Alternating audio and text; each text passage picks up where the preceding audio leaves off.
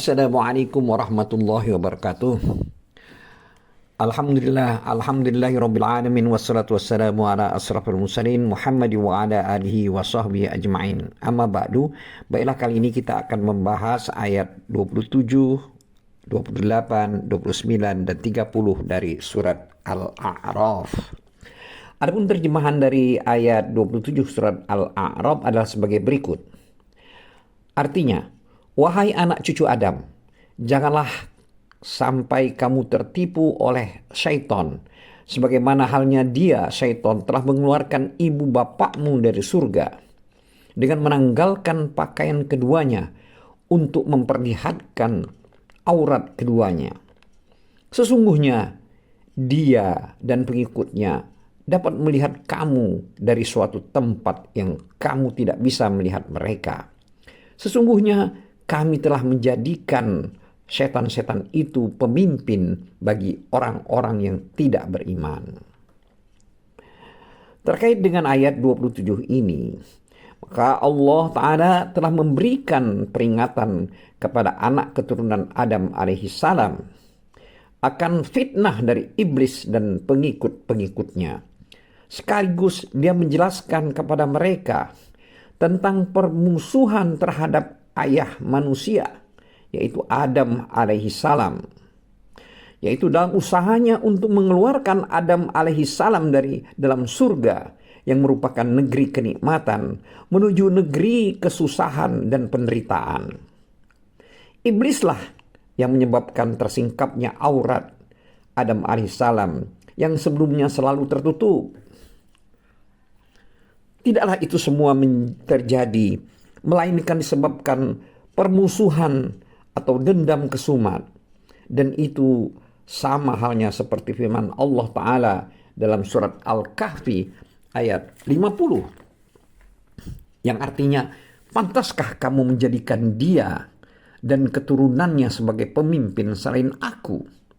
Padahal mereka adalah musuhmu. Sangat buruklah iblis-iblis itu sebagai pengganti Allah bagi orang yang zalim. Selanjutnya, terjemahan ayat 28 adalah sebagai berikut.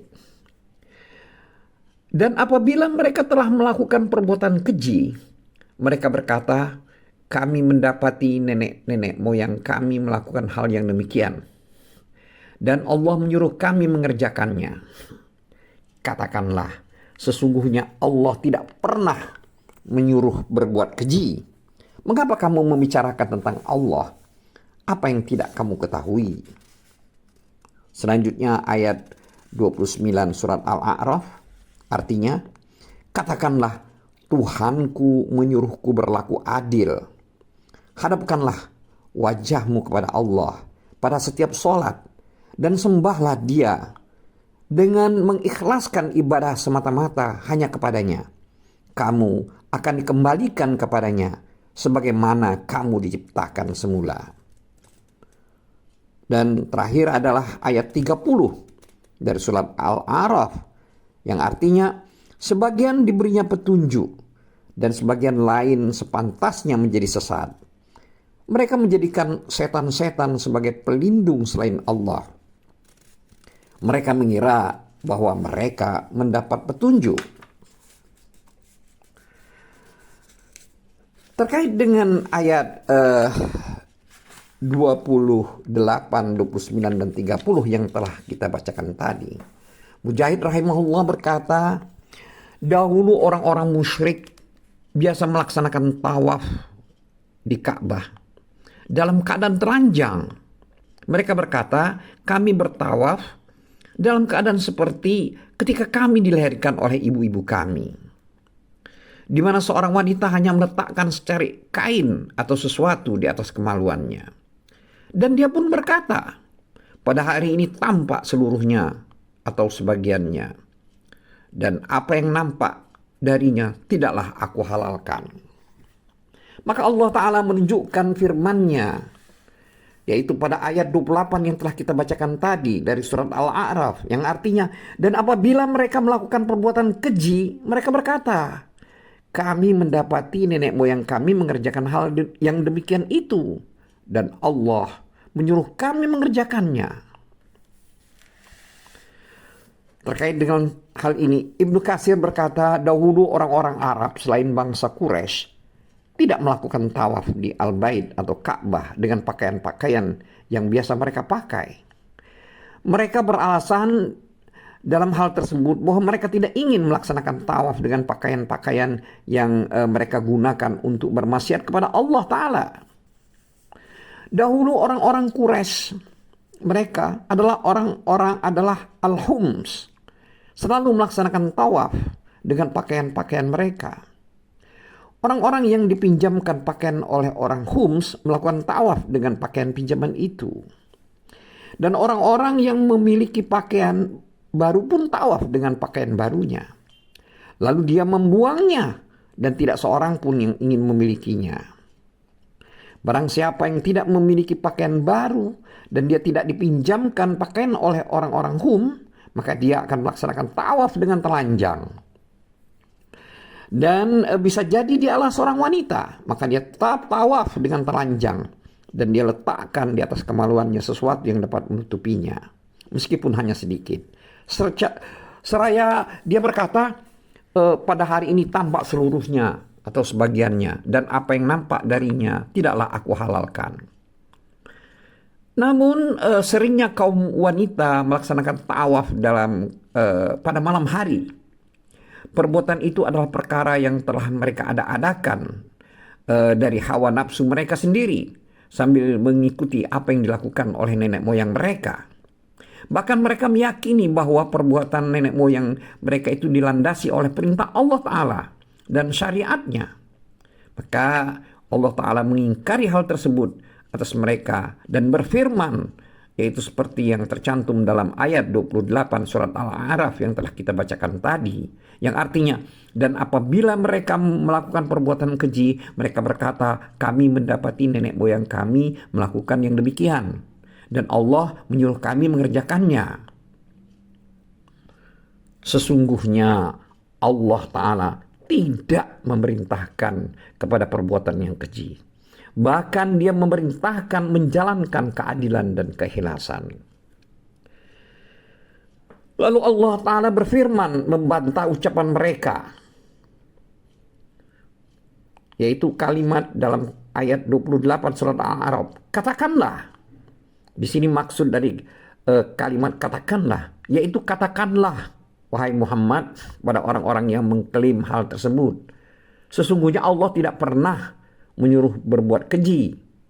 Ini adalah kalimat dari ayat 28 surat Al-A'raf. Yaitu perbuatan yang kalian lakukan itu adalah perbuatan keji dan mungkar. Dan Allah tidak akan pernah menyuruh berbuat seperti itu. Selanjutnya kalimat pada ayat 28 surat Al-A'raf ini berbunyi yang artinya, mengapa kamu membicarakan tentang Allah yang tidak kamu ketahui?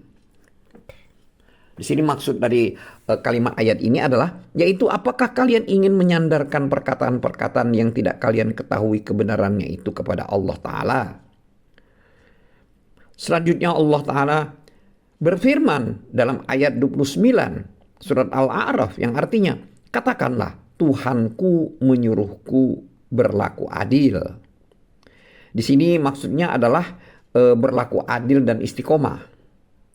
Selanjutnya kalimat pada ayat 29 surat Al-A'raf ini terjemahan sebagai berikut. Hadapkanlah wajahmu kepada Allah pada setiap salat dan sembahlah Dia dengan mengikhlaskan ibadah semata-mata hanya kepadanya. Di sini maksud dari kalimat pada ayat 29 surat Al-A'raf ini, yaitu Allah Ta'ala memerintahkan kepada kalian untuk beristiqomah di dalam ibadah kepadanya sesuai dengan porsinya, yaitu mengikuti para rasul yang dibekali dengan mukjizat-mukjizat dalam beberapa hal yang mereka kabarkan tentang Allah Ta'ala dan syariat-syariat yang mereka bawa. Juga memerintahkan kalian untuk mengikhlaskan diri hanya kepadanya, hanya kepada Allah. Karena Allah Ta'ala tidak akan menerima amal perbuatan sampai amalan itu menggabungkan antara dua rukun, yaitu amal perbuatan tersebut benar dan amal tersebut sesuai dengan tuntunan syariat, dan amal perbuatan itu bersih dari kesyirikan. Selanjutnya, firman Allah pada ayat 29 dan 30 pada surat Al-A'raf ini, yaitu yang artinya kamu akan dikembalikan kepadanya sebagaimana kamu diciptakan semula. Sebagian diberinya petunjuk dan sebagian lagi sepantasnya menjadi sesat. Terkait dengan ayat ini ada perselisihan pendapat berkaitan dengan makna firman Allah yang pada ayat 29 surat Al-A'raf yang berbunyi, kamu akan dikembalikan kepada sebagaimana kamu diciptakan semula. Di sini Mujahid rahimahullah berkata, kamu akan dikembalikan kepadanya sebagaimana kamu diciptakan semula. Di sini maksudnya Allah Ta'ala akan kembali menghidupkan kalian setelah kematian kalian. Adapun Hasan Al-Basri rahimahullah berkata, sebagaimana Allah, jadi maksud dari kalimat tersebut adalah sebagaimana Allah menciptakan kalian pada permulaan di dunia, maka demikian pula kalian akan kembali pada hari kiamat dalam keadaan hidup. Selanjutnya Abdurrahman bin Zaid bin Aslam rahimahullah berkata, maksud dari kalimat 29 dan 30 yang telah kita bacakan tadi adalah Zaid bin Aslam rahimahullah berkata, maksudnya sebagaimana Allah Ta'ala menciptakan kalian pada permulaan, maka demikian pula Allah Ta'ala akan mengembalikan kalian pada hari kemudian. Adapun Ibnu Jarir rahimahullah memilih pendapat tersebut dan dia menguatkannya dengan hadis yang diriwayatkan dari Ibnu Abbas radhiyallahu anhuma. Dia berkata, Rasulullah SAW berdiri di hadapan kami untuk menyampaikan sebuah nasihat, di mana beliau bersabda, yang artinya, wahai sekalian manusia, sesungguhnya kalian akan dikumpulkan menghadap Allah dalam keadaan tidak beralas kaki, telanjang, lagi tidak bersunat. Ini tercantum dalam ayat surat Al-Anbiya ayat 104, yang artinya sebagaimana kami telah memulai penciptaan pertama, begitulah kami akan mengulanginya lagi. Suatu janji yang pasti kami tepati, sungguh kami akan melaksanakannya.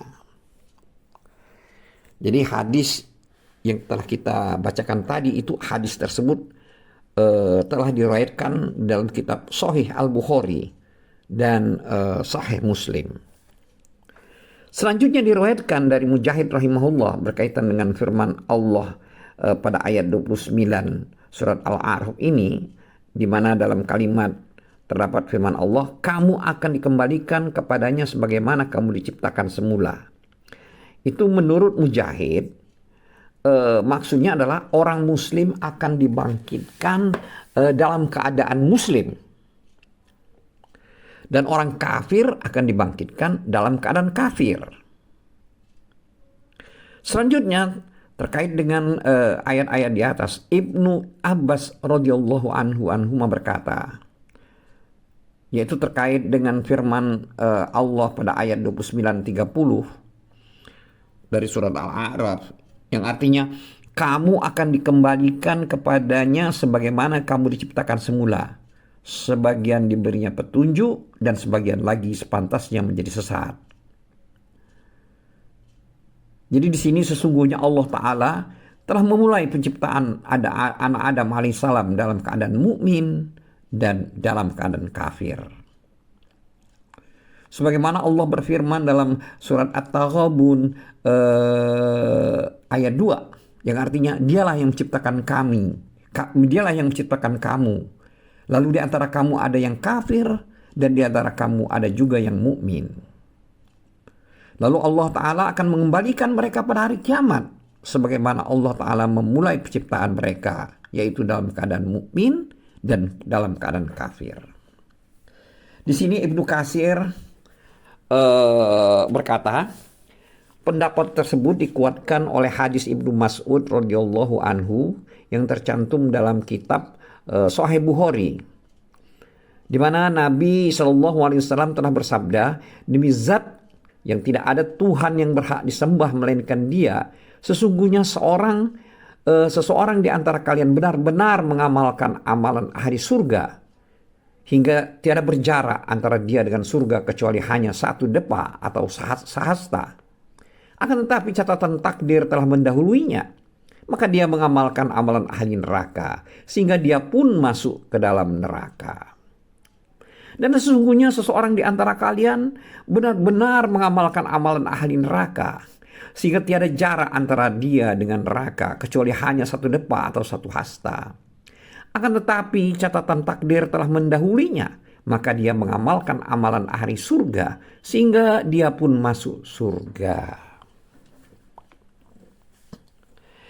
Terkait dengan hal ini, Al-Baghawi rahimahullah juga meriwayatkan dari Sahal bin Sa'ad radhiyallahu anhu. Dia berkata, Rasulullah shallallahu alaihi wasallam bersabda, sesungguhnya seorang hamba benar-benar mengamalkan menurut penglihatan orang-orang suatu amalan yang dianggap sebagai amalan ahli surga, padahal sesungguhnya dia termasuk di dalam ahli neraka. Dan sesungguhnya seorang hamba benar-benar mengamalkan atau beramal menurut penglihatan orang-orang itu adalah suatu amalan yang dianggap sebagai amalan ahli neraka, padahal sesungguhnya dia termasuk di antara ahli surga. Dan sungguh amal-amal perbuatan itu dinilai berdasarkan penutup-penutupnya. Hadis ini adalah penggalan dari hadis yang diriwayatkan oleh Al-Bukhari rahimahullah. Selanjutnya Ibnu Jarir rahimahullah meriwayatkan dari Jabir radhiyallahu anhu dari Nabi sallallahu alaihi wasallam bahwasanya beliau bersabda, setiap jiwa akan dibangkitkan menurut amalan yang biasa dia lakukan. Hadis tersebut diriwayatkan oleh Muslim dan Ibnu Majah rahimahullah. Dan banyak jalan dari Al-Amash. Akan tetapi lafaznya adalah setiap hamba akan dibangkitkan menurut amalan yang dia mati di atasnya. Hadis yang semisal juga diriwayatkan oleh Ibnu Abbas radhiyallahu anhuma. Terkait hal ini, Ibnu Katsir berkata, pendapat tersebut, jika memang itu yang dimaksudkan dari ayat di atas, haruslah dikompromikan dengan firman Allah Ta'ala pada surat Ar-Rum ayat 30, yang artinya, maka hadapkanlah wajahmu dengan lurus kepada agama Islam sesuai fitrah Allah, disebabkan Dia telah menciptakan manusia menurut fitrah itu. Dan hadis yang tercantum di dalam kitab Sahih Al-Bukhari dan Sahih Muslim, yaitu dari Abu Hurairah radhiyallahu anhu, bahwasanya Rasulullah sallallahu alaihi wasallam telah bersabda, setiap anak itu dilahirkan dalam keadaan fitrah, maksudnya agama Islam. Akan tetapi kedua orang tuanya lah yang menjadikannya sebagai seorang Yahudi, seorang Nasrani, atau seorang Majusi. Di dalam kitab Sahih Muslim disebutkan dari Iyad bin Himar radhiyallahu anhu. Dia berkata, Rasulullah sallallahu alaihi wasallam bersabda, Allah Ta'ala telah berfirman, sesungguhnya aku telah menciptakan hamba-hambaku dalam keadaan hanif, yaitu lurus, cenderung kepada agama yang hak. Akan tetapi setan mendatangi mereka dan menggoda mereka hingga membuat mereka menyimpang dari agama mereka. Ini al-hadis. Hadis ini telah disebutkan secara lengkap ketika menafsirkan ayat 19 dari surat Al-Maidah. Selanjutnya, sisi penggabungan akan hal itu bahwa Allah Ta'ala menciptakan mereka agar ada di antara mereka orang yang mukmin dan ada yang kafir, yaitu pada kondisi yang keduanya, yaitu pada kondisi yang kedua. Meskipun Allah Ta'ala telah memfitrahkan seluruh makhluknya untuk mengenalnya, mengesakannya, dan mengetahui bahwa tidak ada Tuhan yang berhak disembah melainkan Dia. Sebagaimana Allah telah mengambil dari mereka perjanjian akan hal tersebut dan menjadikannya di dalam insting-insting dan fitrah-fitrah mereka. Meskipun demikian, Allah Ta'ala mentakdirkan bahwa di antara mereka ada yang sengsara dan di antara mereka ada juga orang yang bahagia. Sebagaimana firman Allah dalam surat At-Taghabun ayat 2 yang artinya, Dialah yang menciptakan kamu. Lalu di antara kamu ada yang kafir dan di antara kamu juga ada yang mukmin. Di dalam sebuah hadis disebutkan yang artinya setiap orang pergi pada pagi hari lalu dia menjual dirinya, maka bisa jadi dia memerdekakannya atau membinasakannya. Ini adalah hadis yang diriwayatkan oleh Muslim rahimahullah dari Abu Malik Al-Asy'ari radhiyallahu anhu. Jadi takdir Allah pun akan terlaksana pada para makhluknya karena Allah Ta'ala adalah yang menentukan kadar masing-masing dan memberi petunjuk. Ini adalah kalimat pada surat Al-A'la ayat 3. Walladzi qaddara fahada. Juga Allah berfirman dalam surat Toha ayat 50 yang artinya Tuhan kami adalah Tuhan yang telah memberikan bentuk kejadian kepada segala sesuatu lalu memberinya petunjuk. Di dalam kitab Sahih Bukhari dan Sahih Muslim disebutkan, yaitu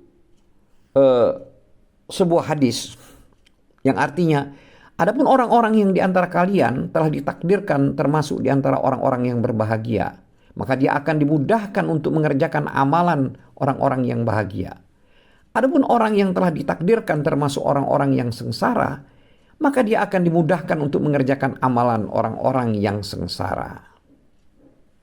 Oleh karena itu Allah berfirman dalam surat Al-A'raf ayat 30 ini yang artinya sebagian diberinya petunjuk dan sebagian lagi sepantasnya menjadi sesat.